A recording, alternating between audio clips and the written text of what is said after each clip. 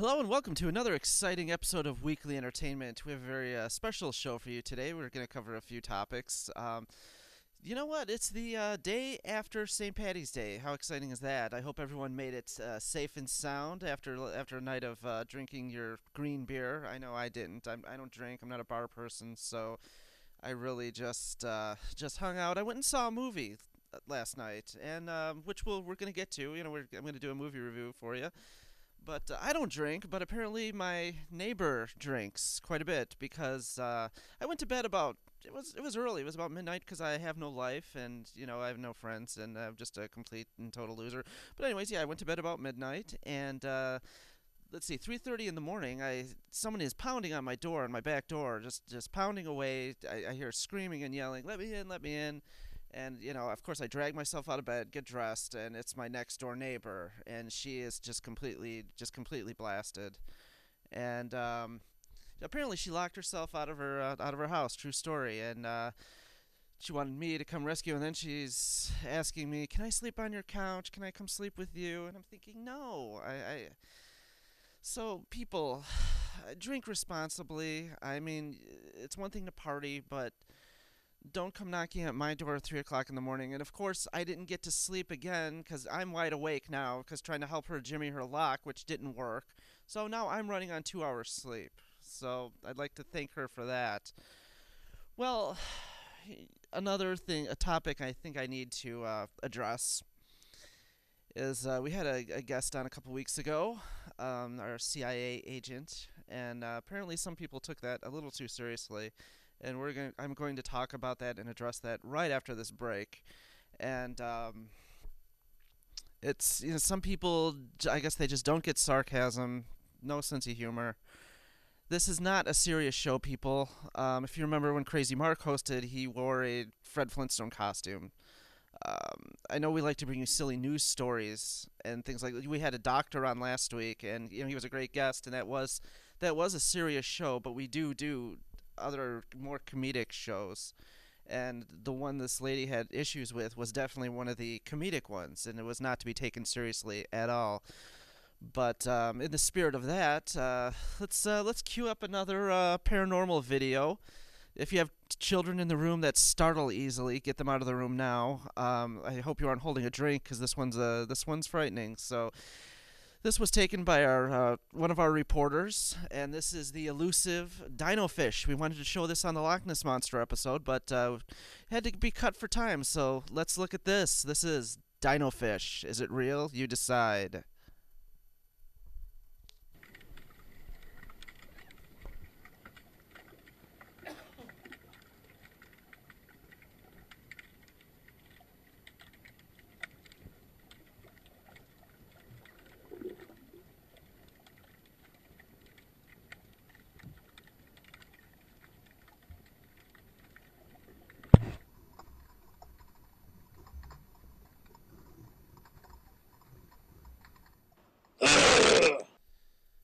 Okay, I hope you guys had a change of clothing after watching that video. That one's pretty startling.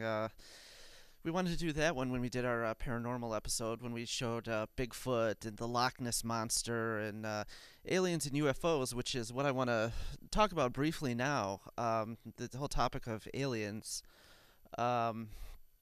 Apparently, somebody took issue to one of our previous shows when we had a a guest on. Let me just preface this by saying, again, this is not a serious show, ladies and gentlemen. As most of you know, I'm pretty sure most of you are aware that this is all done tongue in cheek.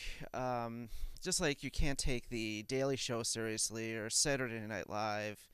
If you're looking at for those shows for news, you're really looking in the wrong place because this is all comedy.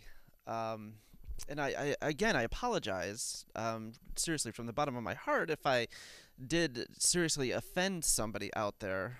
Um, and yes, the guest was, I mean, he wasn't a real, Area 51 agent. The guest we had on last week, Dr. Todd, we had him on. He really, that was a serious show, and I think you can tell the difference between a comedy act and a serious live interview, which that was. I feel that was very informative and actually very interesting. And I hope a lot of you found that just as interesting as I did. But again, I think I should cover some of my personal experiences with aliens and UFOs, just to show that. Well, first, I know I've talked about this before on the show, but yes, I am writing a book, and these aren't just some lame publicity stunts to promote that, because I do take that very seriously, and no, I'm not a member of the Mutual UFO Organization, and I don't express that to anybody. Again, I don't think MUFON was mentioned once in the funny interview, but again, if we offended anyone, everyone here at Weekly Entertainment would like to apologize for that. But yeah, let me talk briefly about my UFO and alien experiences. Honestly, it started from birth. I didn't go over this with Dr. Todd because I wanted a more of a clinical approach to it instead of just your usual the aliens came in my bedroom thing. But I think we can address this now, and this is all going to be in the book. But yeah, it was my very first memory. Um, I remember looking up and seeing bright lights in my face. The vision was kind of blurry, and there was a feeling of motion, so I always thought I was in some kind of ambulance. There was a definite feeling of rapid forward motion. The room was kind of a light gray color, grayish brown color. All smooth surfaces, no seams like you see in a regular square room. It was all rounded. And the most striking thing, though, was the what I've always called the four little doctors that were standing around the bed that I was in. Now I know in most ambulances the doctors cannot stand around you, and and then a flashing red strobe was lowered over my eyes, and that pretty much ended the encounter. And that was my first memory. So I had to even. I was probably even before being a toddler, and I've asked my parents about that numerous times over the years, and they've told me basically I was never in an ambulance as a child. I was never rushed to the hospital for anything. Of course, I do suffer from severe asthma, but that presented itself much later in life. Um, I was around 5 or 6 when that started, and this was, I was a newborn when this encounter happened. So, another strange encounter. Could it have been just some vivid dream to an infant? Who knows? But that it was crystal clear to me, and the memory still stays with me to this day. Let's fast forward to 1995. It was July 3rd. I was in Sedalia, Colorado. I was dating this girl at the time, and she had family who lived out there, and they were having this really lavish and huge Fourth of July celebration and family reunion. Actually the whole town. It's a very small town in the foothills of the Rockies, and the whole town turned. There was hundreds of people there. They had a stage and live bands and food. It was just a big festival that the whole town put on, and they used it as an attempt, to have a really nice family get together. And well, I helped set up a lot of the party decorations and set the tables and things like that. I gave a hand with, and later that night, July 3rd, I had a hotel room in Castle Rock, Colorado, which is about 40 minutes from Sedalia, and I was driving back. It was about 10:30 at night, and I was only about 20 minutes from the place that I had left, from the ranch in Sedalia, and I'm driving through the mountains. No lights. It's pitch black out there, and you can see the sky. It's just the most beautiful thing. You're up in the mountains. You can see just stars and constellations, nebulas, everything. It was one of the most beautiful sights I've ever seen, and I'm listening to a CD. I bought the new Pink Floyd live album. I believe it was called Pulse. I bought it for the drive out there because I drove out there. I just bought a brand new Mustang, 95 Mustang, and I put it through its paces on the trip out there, which was very cool. But I'm driving through the mountains. It was 10:30 p.m. It was dark, and I was, imagining, I was flying a fighter ship through the stars. I'm kind of a Star Wars geek. Next thing I know, this giant black triangle slowly moves itself over the car, positions itself. This thing had to have been as big as a football field, and it only lasted long enough for me to get a glimpse of it blocking out the stars. A giant black triangle with no lights. There was no lights whatsoever, but you could make out the shape. And the next thing I know, my next conscious thought is now it's 10:30 a.m. and I'm pulling into the Best Western in Castle Rock. So I had 12 hours of missing time, seconds after seeing this giant black triangle. Now, I've never been under hypnosis, and I don't know what happened to me, frankly. Little bits and pieces have come back now and then. I recall leaping over, actually exiting the car, running down a hill after leaping over the corrugated metal guardrail, and something of a bright spotlight. And frankly, that's the only recollection of the encounter that I had. So, again, what happened to me in that time? If you watched last week's episode, we talked about sleep states. I was fully awake and alert. I was in my 20s, so I had all the energy in the world, and I didn't nod off. It wasn't a helicopter. This thing was completely silent, and to this day, I have no idea what happened to me in those 12 hours. And there has been other occasions too that deal with the paranormal, which we don't have time to talk to in this segment, but once we come back for break, I can go over a few more of those. But actually, after the break, we have something a little more fun. We're going to do a movie review, and then we can talk more about UFOs and aliens. So sit back and enjoy this. This is the incredible Burt Wonderstone. I went to see this last night because, again, I'm not a bar person, so me and a friend went to the movies instead of drinking that green beer that my neighbor was, and she was pounding on my door at 3:30 in the morning, wanting to crash on my couch. But let's take a look at this, and we're gonna have our weekly entertainment movie review. This is gonna be a blast. Get your popcorn. This is gonna be fun, and we'll be back right after the preview.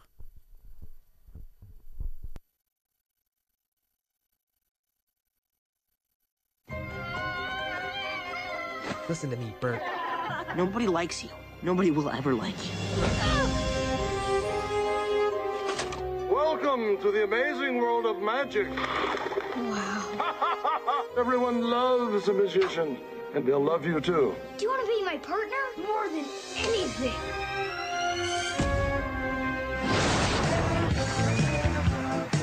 I'm Burt Wonderstone. And I'm Anton Marvelson. But of course, you already knew that. Your ticket sales suck. What? Steve Gregg, they're calling him the future of magic. This guy's a magician. He doesn't even have a costume. I'm sure you've seen people walk on red-hot coals, but I doubt you've seen anyone spend the night on red-hot coals.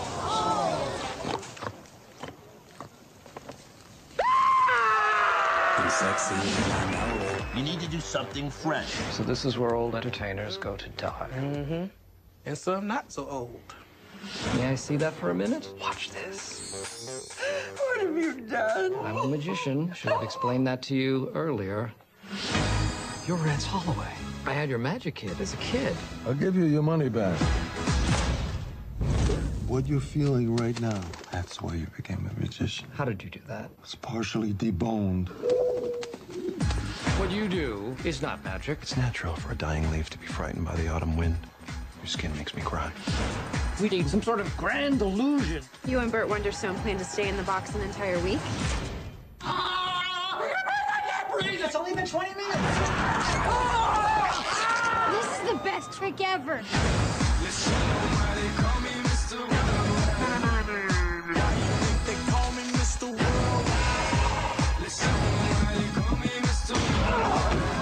For 12 days, he's held his urine. What is going through your mind? I really have to pee, Richard. It's time for my final disappearing act. Where did he go? He has gone to a better place. Goodbye, Rance. He's under the bed. I know. All right, and we are back. Hilarious movie. I really loved this one. This actually gets 4 Xander stars. Great acting, great comedy, and it was just a great time, which just goes to show you the critics really don't know anything. This is just getting panned by the critics. It's actually, they've been calling it a flop on the internet, which I really don't understand because all the movies the critics love, I usually hate. Les Mis, wasn't interested in it. Argo was good. Actually, Alan Arkin, who was in Burt Wonderstone, was also in Argo. He was, both of his roles were very similar, and he was just absolutely hilarious. And Jim Carrey is great as always. Steve Carell, hilarious, just great in the lead role. Olivia Wilde, looking as fantastic as always. She's definitely eye candy. I think the first thing I saw her in was Tron, which was an awesome movie. She played the hot babe in that one too. So, yeah, definitely. Burt Wonderstone, gather up the kids, load up the car, and go down to the movie theater, and definitely check that one out. It gets our weekly entertainment seal of approval. At least for me, it does. Which, again, I just want to say the critics really don't know squat. I mean, even all the way back in the day, because when I was a kid, my parents would drop me and my brother and sister off at the movie theater, give us each enough money for popcorn and candy and whatnot, and just leave us there all day. Because my dad, he's very frugal. I don't know if it's because he was frugal or it's because he wanted us out of the house all day, but he taught us how to sneak into the movies. Just pay for one, he'd drop us off early, and then, go sneak into all the other ones. So he dropped us off around whenever the first movie was, 11 o'clock, and we'd be there, and he'd end up picking us up at 11 o'clock the next night. The same night. And, go hide in the bathroom, make yourself, inconspicuous. Just don't wait for the credits. Just, if the movie's about to end, go into the next theater. Those were the little tips he'd give us. But the bathroom one, that seemed to work the best, because you just hang out in the bathroom until everyone disperses, and you go into the next movie. And I never got caught. We never got caught. So, good times. But again, they would judge the movies they would let us see based on the reviews in the newspaper, which, I mentioned Tron. That was the 2010 Tron, I believe that one came out. But when I was a kid, I really wanted to see the one that came out in 1981. And my mom wouldn't let me see it because it got no stars in the newspaper and it got completely panned. And I begged her, I want to see Tron. Yeah, I want to see Tron. Every time they'd say, well, hey, what movies do you kids want to see? My vote would be for Tron. And I never got to see Tron until it went to the Dollar House. I even had the Tron toys. I hadn't seen the movie yet, but I had all the little trinkets and toys for it. It made no sense whatsoever, and it traumatized me for life. Same thing with the Disney sci-fi opus, The Black Hole, which has turned out to be one of my favorite movies of all time. But I begged and pleaded with them to take me to go see The Black Hole because it got panned by the critics, and it still gets panned by the critics online. But one of my favorite movies. It's great. It's a lot of fun, and a true story. I actually own one of the ships from that movie, one of the models they used for it, and I paid way too much than I should have for it. But hey, it's cool. It's I love it. But it just goes to show you right there that the critics don't know squat, and just use your own judgment.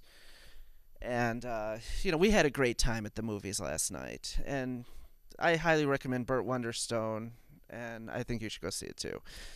Well, moving right along, I hope I cleared some of the air about the aliens and UFOs that we talked about. Again, yes, I am a believer.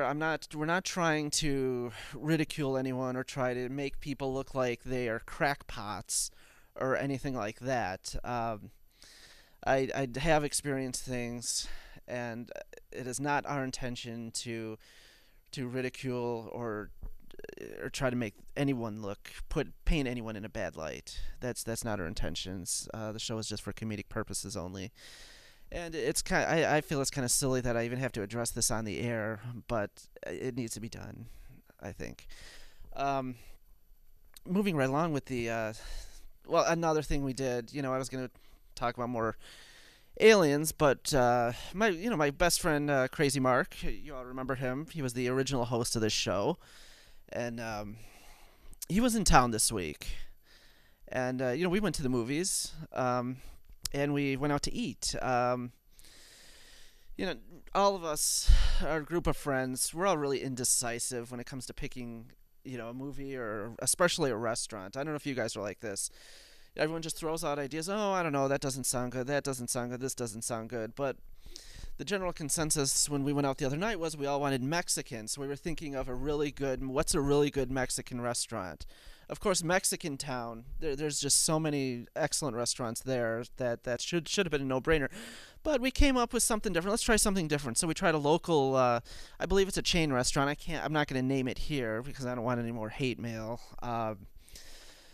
But I'm trying to think of a way to come up with an interesting name. But it was a sit-down chain Mexican restaurant. Let's leave it at that. Okay, it was a weekend. It was Saturday night, so yeah, it's gonna be crowded there. And we get there. We waited for about 20 minutes, I'd say. They gave us one of those little beeper things. It looked like a taser, so me and Mark kept poking each other with it, pretending to shock each other and falling down on the floor and convulsing as if we've been tased. That kind of killed some of the time, but they finally seat us. And the waitress comes over and we order drinks. The drinks, ladies and gentlemen, we had to wait for just 2 sodas and a iced tea. We had to wait. It was 15 minutes. We had to wait for our drinks to come. And on top of that, they brought us the nachos, the nacho chips, and the hot salsa, spicy salsa first. And right when she did that, she took our drink order. We're thinking, oh, okay, our drinks will come, within seconds, really. And so we're sitting there with burning mouths for 15 minutes after eating this hot salsa. And needless to say, the food was as bland can be. I've had gas station microwave chimichangas that were better than this place. So if you want to know what restaurant this was, shoot me an email and I will point you in the right direction. That's not some of the worst service I've ever received in a restaurant. Another one was a family sit-down chain restaurant of the, how can I put this delicately, the avian variety. It's as far as I'm going to go with the name, but it's a hamburger restaurant of the avian kind. And my burger arrived, and they usually have good food. Before it turned into an all-family restaurant. It used to be kind of a different place. It was more like a Applebee's or more of a adult kind of thing. It's not something you bring the kids to now. It's all about the kids, I could go into that in a whole other show, but still. my burger came, and the fries are great steak fries. I like steak fries, especially when they're not soggy. But I take one bite of the burger. It was okay. It tasted good. The next one, it was still frozen solid all the way through, ladies and gentlemen. This hamburger was ice. And it caused me to have a gagging fit, and I had to run to the bathroom, and I didn't harf, thank goodness, but it could have been a lot uglier than it was. And I love when they try to buy you off with a free meal. Yeah, I want a repeat of what just happened. It's never, we'll give you your money back. No, here's a coupon for a free meal. Yeah, your burger made me harf, and I want to eat another one. Yeah, okay. Well, let me think. Is there any other horrible... Oh, this one was the worst of them all. This really didn't involve me, but a long time ago I went to another... apparently I like to eat a lot because all these stories... this was another Mexican... this was a mom-and-pop restaurant, and I'll never forget this. Because... Okay, I went with this old friend of mine. We've been friends since kindergarten, and we get seated, and I notice at the table right next to us, there's this young girl. Looks like she's about 10. She's with her family, and she's apparently as sick can be, doubled over, and shivering. And her parents are, well, I think you need to try to eat. You need to try to eat something, and this girl is just short of turning green, ladies and gentlemen. And so me and my buddy, we're taking bets. Is how long is it going to last before she actually harfs? And their food came, and these parents, they pretty much forced her to eat. Number one, why do you take a sick kid to a restaurant? Get carry out. Go get Taco Bell. Go have something brought in, and keep your kid in bed. I'm sure this didn't just happen when she sat down. This had to have been going on for a while. Her complaining she didn't feel good, but needless to say, her food comes, the family's food comes. We're watching this, and they make her eat, and she eats, or tries to at least, and well, you can imagine what happens next. It was like the Mount Vesuvius of vomit. All over the table, runs to the restroom, leaving a trail of vomit, continuing to vomit all the way to the bathroom. So my friend stands up and says, "I'll have what she's having, except more corn." So that was my. I'll never forget that. And of course, it broke the ice because the whole restaurant broke out in laughter. So it kind of took the edge off of this child vomiting all over the restaurant. So. All in all, it was memorable. They have really good food at this place. Again, send me an email. I'll tell you which one it is. It's in Southgate. Excellent Mexican food if you ever decide to go there. Well, folks, we're running out of time. Again, I would like to apologize if we offended anyone with our fake CIA agent. We have a very special guest lined up for next week. More Kwame Kilpatrick intrigue with author Carol Teagarden. We're really looking forward to that. She was on the show before, and now we're going to get her exclusive insight on the Kwame Kilpatrick trial and the verdict. So we're going to tune in for that. It's going to be awesome. Get the kids in the room and grab some buttered popcorn and sit your butt down. And, of course, anyone who just did a Mark Rubio moment there, anyone who wants a Xander t-shirt, just drop us an email, care of the station. There we go. First email we get, tell us who you are and your address, and we'll send the Xander shirt right out to you. And again, tune in next week. Carol Teagarden, ladies and gentlemen, and thanks for tuning in tonight. And I hope that dispelled a lot of the concerns you may have for the show. So we'll be back next week for more Madcap Mayhem and broadcast journalism. Good night, ladies and gentlemen.